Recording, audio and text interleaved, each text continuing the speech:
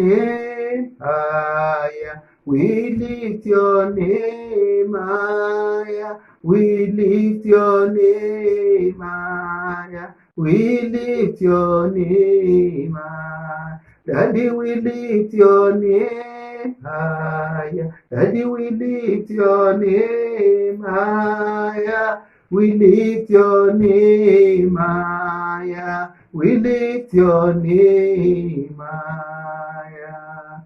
Our most righteous God, we give all the glory. Daddy, we give you the honor. Daddy, we give you the adoration. Lord, we thank you because you are ever faithful. My Lord and my God, accept our thanks in the mighty name of Jesus. Lord, we appreciate you for every wonderful thing that you have done. Lord, we are also appreciating you for what you are still going to do.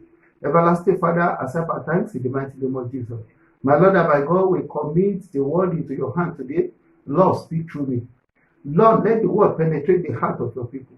Let this word provide solution to all their problems and take all the glory.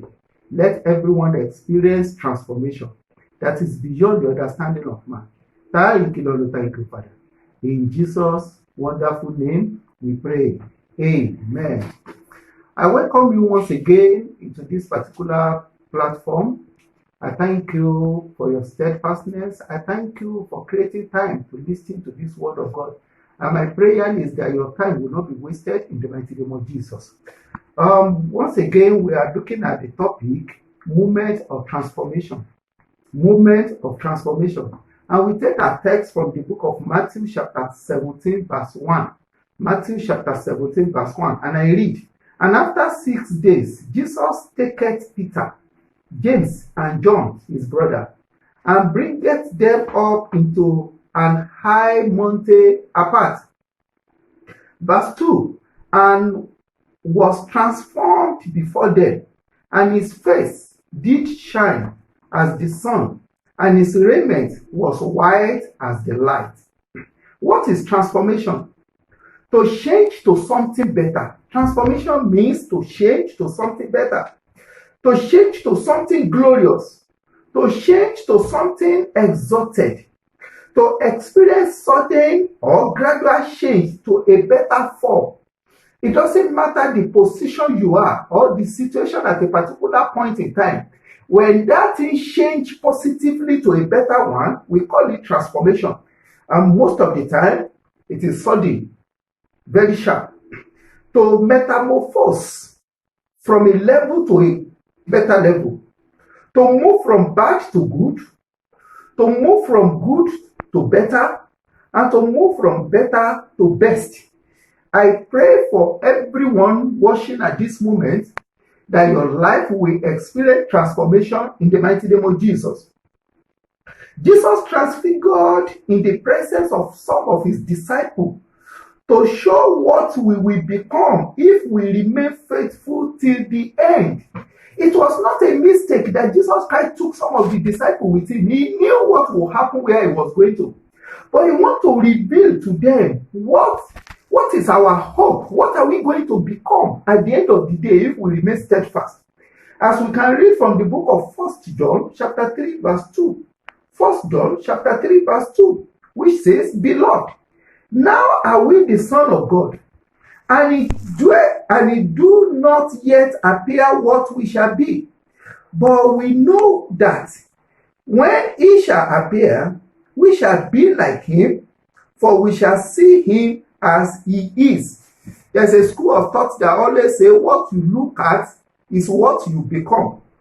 You end up becoming what you look at constantly. So as you place your focus on Jesus, you will eventually become like him. And that will be your testimony in the mighty name of Jesus. So quickly, let's take example of people that experience transformation. Everyone that encountered Jesus genuinely was transformed. And even today, if you encounter him genuinely, you will be transformed. For example, we have the madman in Gadara, was transformed to an evangelist. The money section in Nain became Thanksgiving party. You know, we read about a particular widow. When you say a widow, it means the woman had no husband. The husband is dead. Not divorcee, widow. But this woman have only one son, and Satan killed the only son. And people, because they could only pity, were mourning with him, and Jesus Christ met them and turned that mourning section into a Thanksgiving party. What of wedding at Galilee that was doomed to end in shame? Because according to the word of God, they suddenly ran out of wine. And there was not even to give to the governor. But thank God that Jesus Christ was there. And they experienced transformation. And they had the world record-breaking experience that no wedding ceremony has ever offered that kind of wine, either before or now, and I don't think anyone will be able to do that. Jesus transformed Lazarus from rotting corpse to completely old man. A woman that was dead and embarked for 18 days was transformed to a living soul in Nigeria. My God is still in the business of transforming life. Your life will experience transformation from God in the mighty name of Jesus. What is the importance of transformation? One, transformation demonstrates the goodness of God. Oh, I say transformation demonstrates the goodness of God. God is good. And God loves demonstrating his goodness upon his creation. The sun illuminates but does not consume our skin. Why? Because God has programmed it that it will not consume our skin to demonstrate his goodness. The water of the rain is never acidic that will destroy us or the plant. God uses his power of transformation to bring things that are deformed to glorious states. I pray for everyone listening. Every form of disorderliness in your life will experience transformation today in the mighty name of Jesus. Number two, transformation demonstrates the supremacy of God over all. God is supreme to everything he has created. For example, Lazarus died and was buried. 4 days later, after his death, Jesus transformed the decaying flesh, pale blood, rotten intestine, melted brain to a fresh, strong, and active man. You can see that one in the book of John chapter 11, verse 41 to 44. No matter how hopeless your situation is, it shall be transformed in Jesus' name. Amen. Transformation also demonstrates the love of God for mankind. In Genesis chapter 3 verse 21, God demonstrated it. Adam and Eve offended God. They ate the fruit that God warned them never to eat. And then the punishment came. The verdict was released and they were banished from the garden. But because they were naked, God made coat of skin to cover their nakedness in order to demonstrate his love for us. Even despite the fact that they have offended him, God still demonstrates his love. I don't know what your situation is. God may visit you not because you are holy, not because you can pray, not because you can give, but just to demonstrate his love for mankind. Your life will experience transformation, and that will be your testimony in the mighty name of Jesus. The man could not recognize, the man at the pool of Bethesda, we can see that one in the book of John chapter 5, verses 5 to 11. John 5, verses 5 to 11. This impotent man at the pool of Bethesda could not get help. But to demonstrate the love of God, Jesus Christ went to the pool to this man. Even the man could not recognize Jesus Christ. But the love of God still did not change. And God healed this man instantly, even though the man could not recognize Jesus. But Jesus still went ahead to heal the man. Even though you are not that good in prayer, you cannot fast so much. But because of the love of God, your life will experience transformation in the mighty name of Jesus. God is using every opportunity to demonstrate his love for us. Our duty is to appreciate him so we can enjoy more of his love. I will advise everyone listening to this message now that after the message, either today or any other day, create opportunity. It could be 5 minutes, 10 minutes, or more. Just play music and dance to appreciate God. Or at work, if it is possible, play music in a low tone and dance and appreciate God. And you will experience transformation in the mighty name of Jesus. Number 4, our Father is God of abundance. Yes, our God is Jehovah El Shaddai, the one that has more than sufficient in everything. I observed that many times God gave us more than we actually requested and expected. When children of Israel asked for meat in the wilderness, we can see that one in the book of Numbers chapter 11 verse 31. Numbers 11:31. Let's read what the scripture says. And there went forth a wind from the Lord, and brought quails from the sea, and let them fall by the camp, as it were a day's journey on this side, and as it were a day's journey on the other side, round about the camp, and as it were 2 cubits high upon the face of the earth. Can you imagine? They asked for meat, and God sent a wind, and the wind blew quails into the camp, that the length of it was a day journey, the breadth of it was a day journey, and the height of it was 2 cubits. So it means you don't need to run after them. You just need to pack. Just come with your container or vessel or whatever and just pack there. Oh, I speak into somebody's life. That that type of abundance that is beyond your understanding, that is beyond the understanding of anyone around you, the Lord will release it unto your life in the mighty name of Jesus. So God demonstrated his abundance by allowing transformation. In the book of Luke chapter 5 verses 4 to 8, Luke chapter 5 verses 4 to 8, we have another experience by the man called Peter. Peter has gone out the whole night and could not catch any fish, even to eat, according to his testimony. And Jesus Christ, I read my Bible over and over, he did not ask Jesus Christ for help.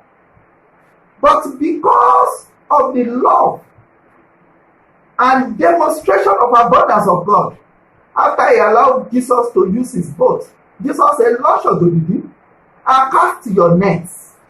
Jesus expected him to cast more than one net, but because of unbelief, the man casted only one net, and that single net was able to catch enough fish that filled his boat, filled the boat of his neighbor, and Bible recorded that the 2 boats were sinking.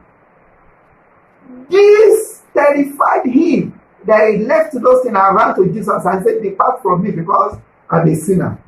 That thing that will humble you, the abundance that will transformation that will humble you, the Lord will release it into your life in the mighty name of Jesus. Transformation demonstrates the Lord's victory over Satan. God is higher than Satan, far higher than Satan. Remember that God created Satan. In the book of Luke chapter 13, Mark chapter 5 verses 7 to 13.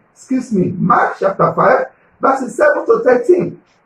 As it were, the madman supposed to die in grave, the madman of Gadara, because the enemy has so much overwhelmed this man with problem that even no man could help him again. But Jesus Christ, demonstrating his superiority over all other creation, saved this man, healed the man, and delivered him from the multitude of demons that was sponsoring affliction in his life. It does not matter how terrible your situation looks like. Jesus will visit you today and will demonstrate transformation in your life, and every power will bow to his authority in your life in the mighty name of Jesus. Number 6, Transformation established the will of God. As we can see in the book of Luke, chapter 13, verses 11 to 13. Luke, chapter 13, verses 11 to 13. This woman has been sick for 18 years. This Bible recorded that Satan bound that woman, that she could not stand straight.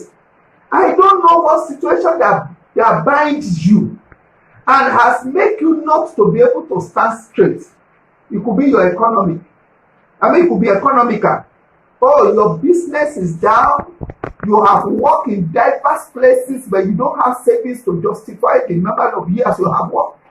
You work day and night, but things are still not the way it's supposed to be.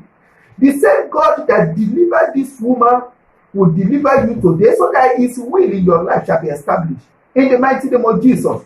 What is the will of God? The word of God says in the book of John, 3 John. 3 John chapter 1 verse 2. 3 John chapter 1 verse 2. He said, Beloved, I wish above all things that thou mayest prosper and be in health, even as thy soul prospereth. The number one priority in the list of God for man is that you will be in health. And the number two is that you prosper. These things are above every other thing. Man has never created any man to be poor. It is the devil that frustrated things in our life and make a man to be poor. But because the will of God in your life must be established, you will experience transformation of God in the mighty name of Jesus. What can aid transformation? What are the things that I can do to provoke transformation? Number one, honor God in your heart and with your mouth. Honor God in your heart and with your mouth.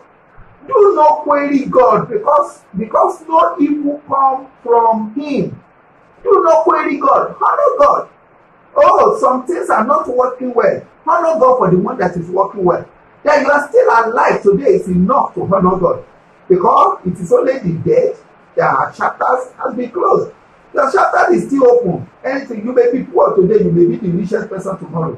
God has done it before and he can do it again and again. In the book of Jeremiah chapter 29 verse 11. Jeremiah 29:11.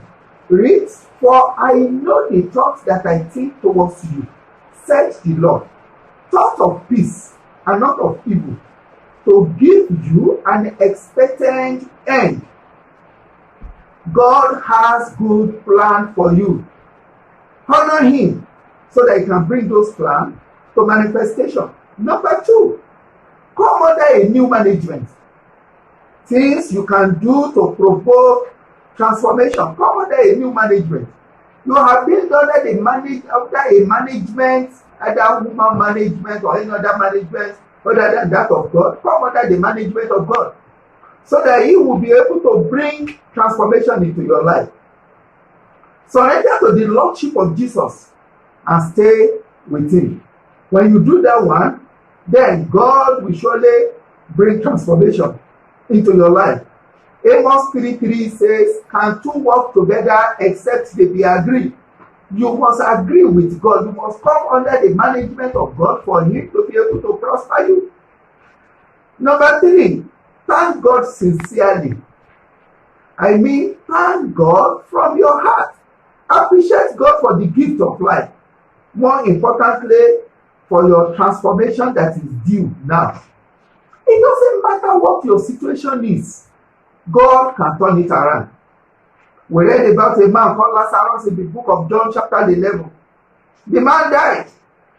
And everybody thought that was the end. It was even stinking. But Jesus Christ came and turned the situation around. I know your situation is not as bad as that of Lazarus. At this point, I want to give the opportunity to as many that want to reconcile to come to the side of God, so that their transformation will not be delayed. If you want to surrender unto him now, can you please say the following after me? Lord Jesus, I am sorry for disobeying you. Lord Jesus, have mercy on me. Cleanse me by your blood and accept me into your kingdom. Thank you, Lord, for accepting me. For in Jesus we pray. I will say congratulations unto you if you have said that prayer from your heart, because the word of God says, no one that come unto him shall by any wise be cast away. When you come unto him humbly and you ask for his mercy, you definitely get it, and your life will be transformed. Let's take this prayer, and then as we about to conclude. Father, let me experience transformation in my situation today in the mighty name of Jesus.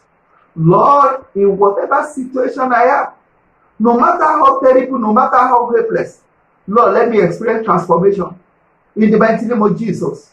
There is nothing difficult for you, Lord. There is nothing that is not possible for you. Lord, to man, my situation may appear hopeless, but let me experience transformation in the mighty name of Jesus. Thank you, Lord. Thank you, Father. In Jesus' wonderful name, we have prayed. Amen. Everlasting Father, we give you the glory. Lord, we give you the honor. Lord, we give you the adoration. For all your children that submitted to you today, Lord, accept them. Lord, forgive them. Wash them clean with your blood and accept them into your kingdom. In the mighty name of Jesus. Lord, I commit all your children that have prayed for transformation in one way or the other in their life. Lord, let them experience transformation. Faster than they can think, let them experience transformation. Greater than their imagination, let them experience transformation. In the mighty name of Jesus. And their situation will never remain the same again. Thank you, Lord. Thank you, Father. In Jesus' wonderful name, we pray. Amen. I thank you all for listening. And I pray that very soon I will hear your testimony. Thank you. You are welcome.